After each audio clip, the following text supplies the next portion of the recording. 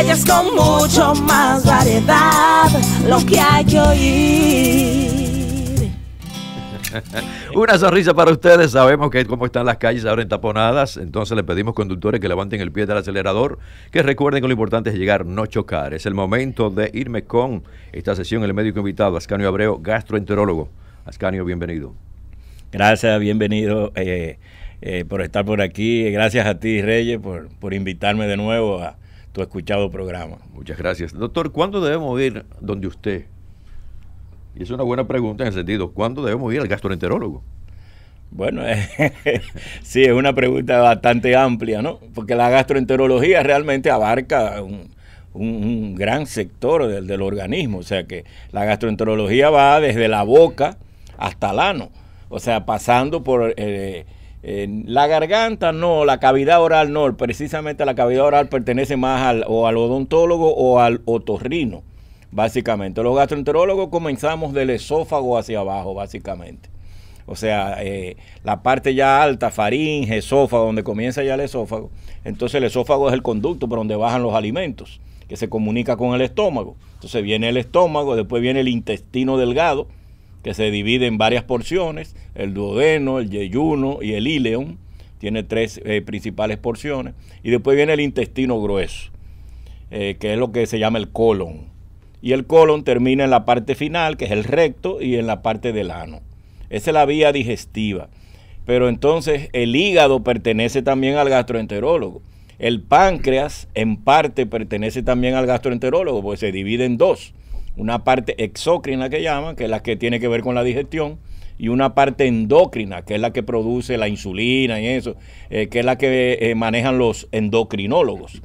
O sea, el páncreas es una parte de endocrinólogo, una parte de gastroenterólogo. La vesícula viene siendo también del gastroenterólogo. Mucho trabajo, sí, o sea, la gastroenterología es muy amplia realmente.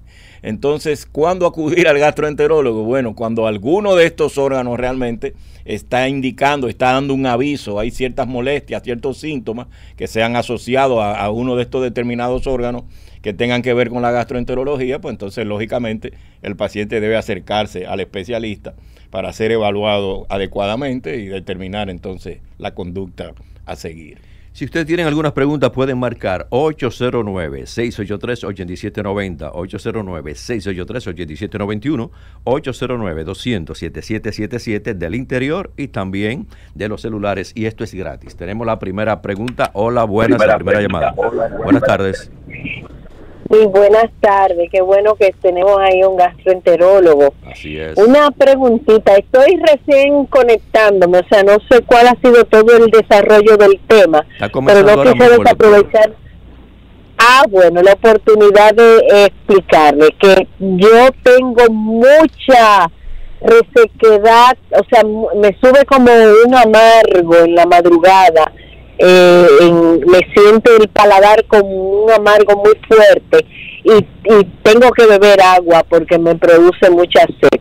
Entonces realmente es una molestia que la tengo bastante intensa y lo que he pensado es ir al gastroenterólogo a ver si por esa vía es lo correcto que debo de hacer o qué pudiese ser lo que me está sucediendo. El doctor le va a explicar. Muchas gracias, señora.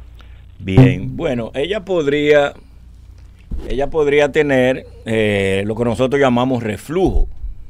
El reflujo gastroesofágico se produce cuando la valvulita de entrada de la boca del estómago, o sea, lo que une el esófago con el estómago, donde el esófago es el conducto por donde bajan los alimentos. Entonces se conecta al estómago en un punto que se llama el cardias. Es un esfínter, un musculito, que funciona como una especie de valvulita, vamos a decirlo así, como un chequecito, una valvulita. Normalmente eso está cerrado. Cuando usted traga, ya sea líquido o cualquier alimento sólido o semisólido, va bajando y cuando llega a ese punto, a la entrada del estómago, pues la valvulita abre, el musculito se abre, los alimentos pasan al estómago y eso cierra de nuevo automáticamente. Porque si no, se le devolvieran a uno los alimentos fácilmente hacia atrás. Entonces eso uno no lo controla, eso es algo automático, que tiene una serie de nervios y de cosas que controlan eso.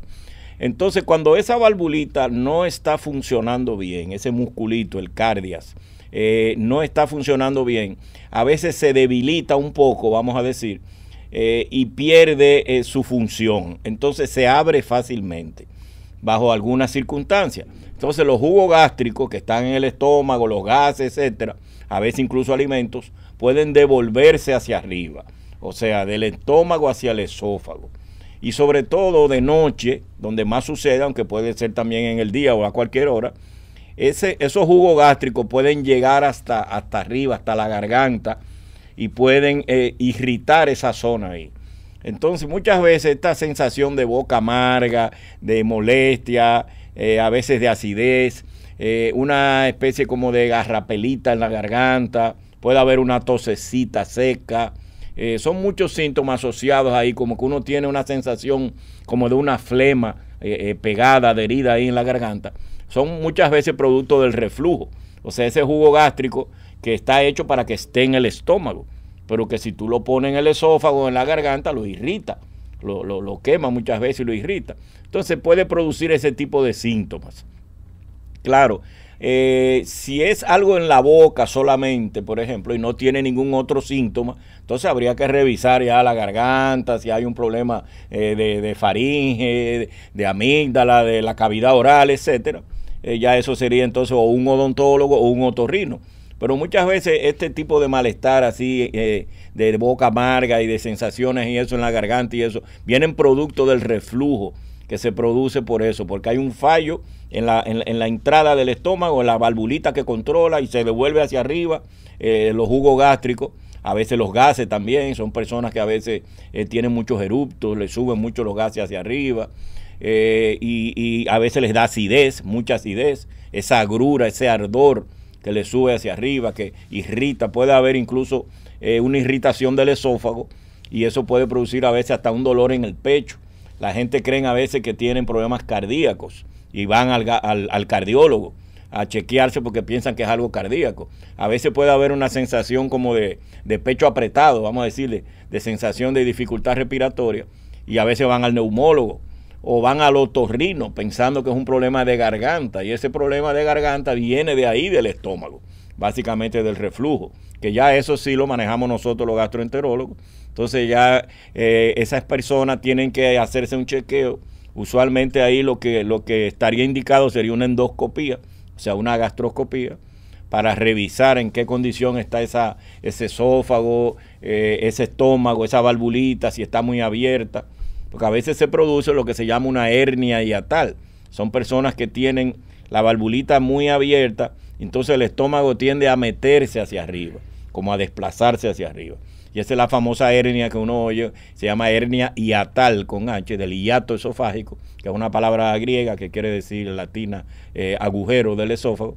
Entonces el estómago tiende a meterse hacia arriba y entonces eso favorece también el reflujo. Ya son condiciones ya que a veces la gente la tiene por la edad o de herencia, congénito, etc. Tengo una llamada. Hola, buenas tardes. Buenas tardes. Sí, su pregunta. Oiga, yo tengo problemas para evacuar y sufro de estreñimiento. ¿Qué usted me indica? Lo escucho por la radio. Evacuación, doctor. Déjeme tomar esta llamada, doctor, que está insistiendo. Hola, muy buenas. Sí, buenas tardes. Sí, su pregunta al doctor. Mírame, yo sufro de alteraciones de hemorroides. Sin embargo, mi preocupación grande de esa es que, sobre todo últimamente, he tenido muchos gases. Como que, sobre todo cuando en la noche, cuando llego acá, se me hace difícil controlarlos, que nosotros popularmente le decimos pedos. Sí, los gases normales. Doctor, ¿qué usted le dice a ambos? Bien, la primera era la segunda eran hemorroides y gases. Comience por ahí. Ok, la primera ahora se me fue un poquito la primera pregunta. Bueno, el caballero tiene dos problemas diferentes que no necesariamente tienen que ver uno con el otro. O sea, las hemorroides son la inflamación de las venas del canal del ano. O sea, el ano es el conductico, el conducto del ano. El ano tiene un conducto, un esfínter interno, un conducto interno y tiene la parte externa. Entonces hay hemorroides, las venas que irrigan esa parte ahí, que van hacia esa zona, a veces se inflaman y se produce como una especie de bolsita o de bulto a la vena inflamarse y abultarse. Entonces hay hemorroides que son internas, que no se ven a simple vista, están en el canal del ano interno, o hay hemorroides externas, que son las que se ven. Son esas personas que si tú los examinas tienen una pelotita que le sobresale en el ano, que se le sale hacia afuera. Entonces son hemorroides externas. Hay diferentes grados de hemorroides, grado 1, 2, 3, 4. Depende el tamaño, depende si están ulceradas, erosionadas, si están sangrando o si tienen un coágulo adentro, o sea, la hemorroide se trombosa, que se llama, se produce un pequeño coagulito, trombito dentro del hemorroide. O sea, hay muchas variedades dentro de esto. Entonces, casi siempre esto es debido, no necesariamente, pero la mayoría de las veces se debe casi siempre al estreñimiento. O sea, el paciente cuando es estreñido tiene que forzar, tiene que pujar para evacuar, porque tiene una materia fecal muy seca, muy grande, muy dura, y le da trabajo evacuar normalmente. Entonces, ese pujo muchas veces para poder evacuar esa materia fecal es lo que muchas veces produce que estas venas se inflamen y se abulten y produzcan entonces ese problema allá abajo, que usualmente son dolorosas. Muchas veces son dolorosas, a veces sangran, molestan, o sea, a veces están afuera, a veces salen y vuelven y entran y las personas tienen esa molestia ahí que van y vienen en el canal del ano, que es muy molesto. Puede ser producido por un esfuerzo, una fuerza también. Puede ser personas, por ejemplo, que hacen ejercicio, hacen cuclillas con mucho peso. Esa posición en cuclillas puede pasar. Personas que pasan mucho tiempo de pie, por ejemplo. A veces es algo congénito. Se ve a veces en familias y eso es muy frecuente ver a veces en las familias que se ven este tipo de problemas. Pero ahí vienen las hemorroides. Las hemorroides llevan tratamiento, usualmente primero las ve el gastroenterólogo y se le pone un tratamiento, ya sea con una dieta, mejorar el estreñimiento si es el caso, llevar una dieta saludable, o sea, evitar cosas que puedan irritar las hemorroides, picantes, pimienta en exceso, alcohol en exceso si lo usa, muchas grasas, muchos sazones, condimentos, ese tipo de dieta así con muchas especies, y eso puede uno tratar de evitarla, comer saludable, comer frutas, vegetales, cereales, mucho líquido, y tratar de mejorar el estreñimiento, sobre todo con fibras, dietas, y si es natural, fibras comerciales, etcétera. En la medida que uno evacue más suave, más regular, más cómodo van las hemorroides, va al colon, y eso se mejora. Y hay tratamiento medicamentoso, naturalmente, donde ya se indican cremas, pomadas o supositorios, hay incluso algunas pastillas que se pueden usar, depende del grado de la hemorroide, etcétera. Si la hemorroide es muy grande y da problemas y eso y no se resuelve con los tratamientos y todas estas medidas, entonces pueden caer en manos del cirujano. Ya los cirujanos, lo ideal es un cirujano proctólogo, que se llama, que es el especialista en operar este tipo de problemas. Y entonces ya podría caer dentro de una cirugía. Hay muchas técnicas quirúrgicas, ya eso cae en manos del especialista. Pero por lo general ya la cirugía es algo de, vamos a decir, tiene sus indicaciones, es algo de un último recurso. O sea, de entradas si uno no opera unas hemorroides. Si es necesario, entonces sí cae en manos del proctólogo y podría caer en una cirugía. Tenemos llamadas, solo la pregunta para el doctor Ascanio Abreu. Buenas tardes. Sí, dígame. Yo fui que llamé ahorita que yo sufro de estreñimiento y tengo problemas para evacuar. Ok, estreñimiento y tiene problemas para evacuar. Sí, bueno, el estreñimiento siempre hay que tratar de mejorarlo lo más natural posible. O sea, siempre con la dieta, insistir con la dieta. Nosotros nunca recomendamos el uso de laxantes químicos. Por ejemplo, hay muchísimos laxantes en el mercado a base de goticas, de pastillitas, de cacaíto, y una serie de cosas que son laxantes químicos, que sí, tú los usas y te mandan al baño, pero eso no es lo recomendable, sobre todo en personas jóvenes y eso. Tú no puedes depender, acostumbrarte, hacerte dependiente de este tipo de laxante para ir al baño. Eso nosotros nunca lo recomendamos. Siempre manejarlo lo más natural posible, con la dieta. Llevar lo que nosotros llamamos una dieta rica en fibras. ¿Qué es fibras? A grandes rasgos, fibras son tres cosas: vegetales, frutas y cereales. Esas tres cosas lo que nosotros en sentido general componen lo que nosotros llamamos fibra. Hay que comer ensalada siempre que se pueda todos los días. Los vegetales son de las cosas que más arrastran, más ayudan y más ponen a evacuar más suave. Las frutas principales que ayudan son la lechosa, el mango, la ciruela, la piña, la naranja o la china, si se la comen con todo y el gollejo. O sea, son comer frutas, variarlas, alternarlas y eso, pero siempre que se pueda tratar de comer algo de fruta. Y los cereales por lo general son la avena, el trigo y derivados de ese tipo de centeno y cosas de eso. Son los que tienen más fibra. O sea, vegetales, frutas y cereales. Agua, líquidos. Usted puede comer lo que sea. Si usted no toma suficiente líquido, no va a ablandar ese bolo fecal.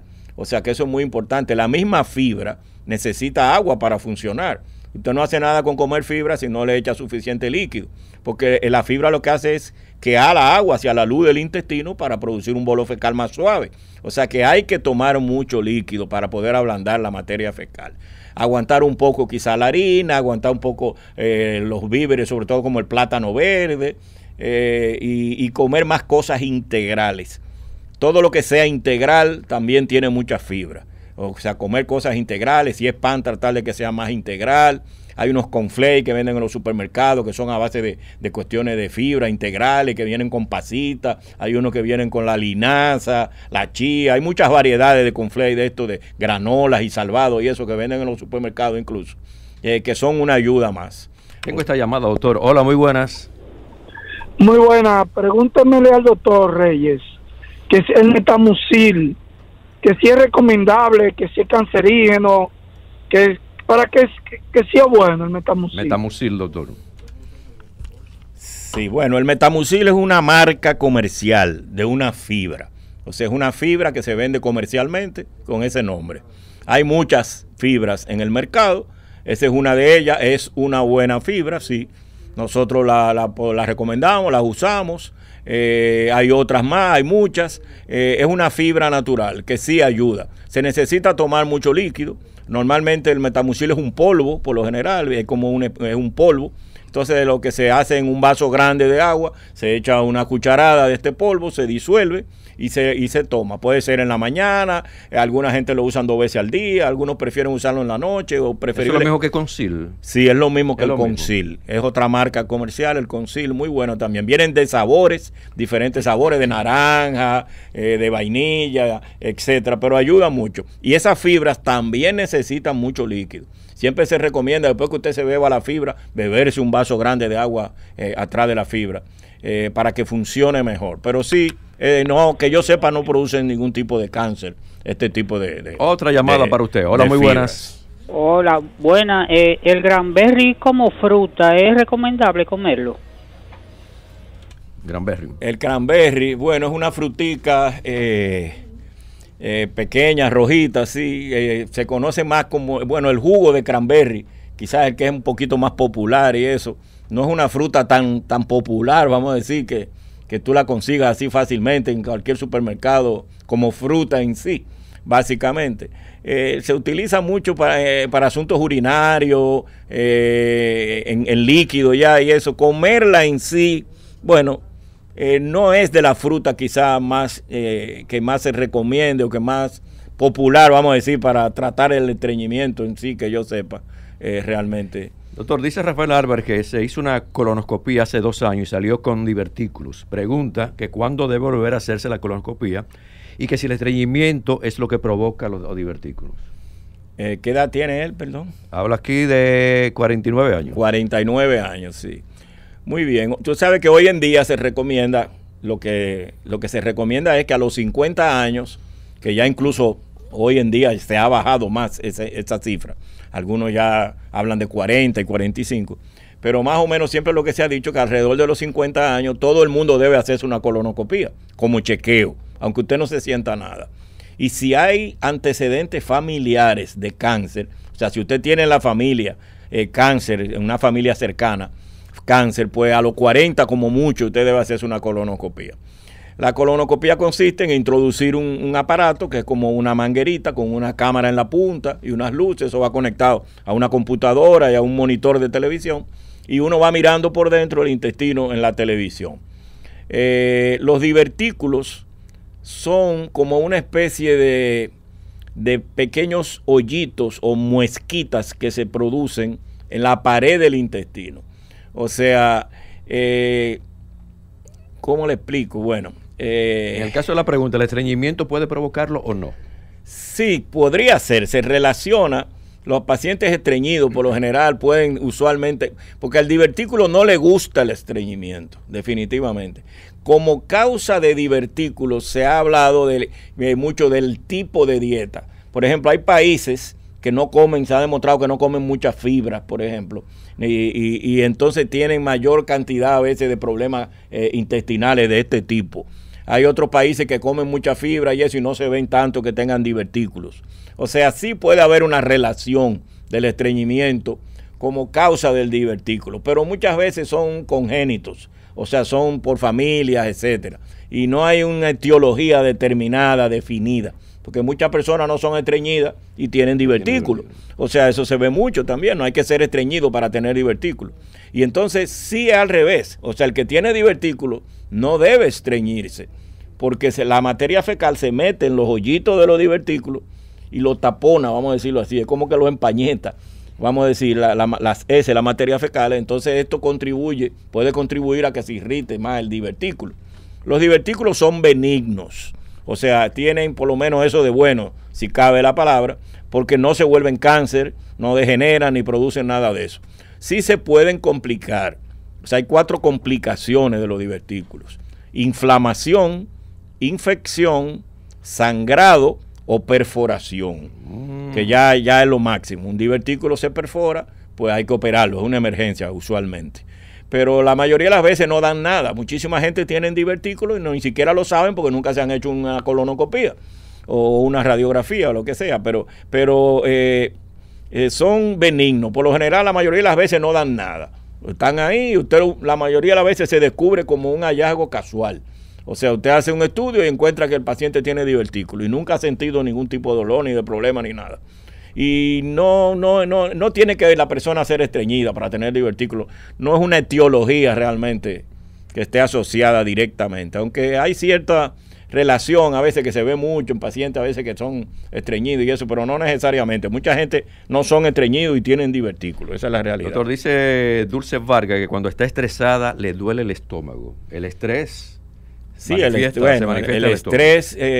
estrés afecta a todo, el cuerpo entero, yo diría, el organismo entero, en todos los órganos. O sea, usted puede tener dolores de cabeza, usted puede tener, le puede dar diarrea, usted puede tener montones de cosas, taquicardia, cosas. Se puede reflejar en todos los órganos casi del organismo el estrés. El estrés baja las defensas. Se ha demostrado que personas con mucho estrés pueden tener las defensas más bajas y más fácilmente te entra cualquier tipo de enfermedad o de infección, etcétera. Entonces, sí, el estrés, se ha demostrado que el estómago bajo condiciones de estrés segrega más ácido, se produce mayor cantidad de ácido en el estómago. Entonces, esto podría contribuir, esa hiperacidez, a que el estómago se irrite más fácilmente. La persona con mucho estrés puede tener también problemas con la digestión, puede tener una digestión un poco más lenta también. O sea que sí hay una relación directa que podría ser con personas muy estresadas que lo manifiesten específicamente en el estómago. O sea que eso ya depende. Hay personas, porque ahí varía mucho. Hay personas que son muy, muy fuertes, vamos a decir, de estómago, que son fuertes de estómago, y como dice uno vulgarmente, hay gente que come hasta piedra y no le da nada, y no sienten nada. Hay otras personas que son más delicadas de estómago. Entonces, si ese es tu punto débil, si tú eres una persona delicada de estómago, pues la mayoría de las veces situaciones de estrés, igual que de dietas y cosas de ese tipo, pues tú las reflejas más fácilmente en el estómago. O sea, ese es tu punto débil, es tu talón de Aquiles, ahí es que tú reflejas ese tipo de cosas. Hay personas que le da con otra cosa, hay otras que lo reflejan en la vía digestiva, ya sea por el estómago o el intestino, muy frecuente, el famoso colon irritable que se llama. También son reflejos muchas veces de situaciones de ese tipo. Tengo a Mario de Jesús, dice que toma muchos antiinflamatorios, que si eso con el tiempo puede provocar úlceras.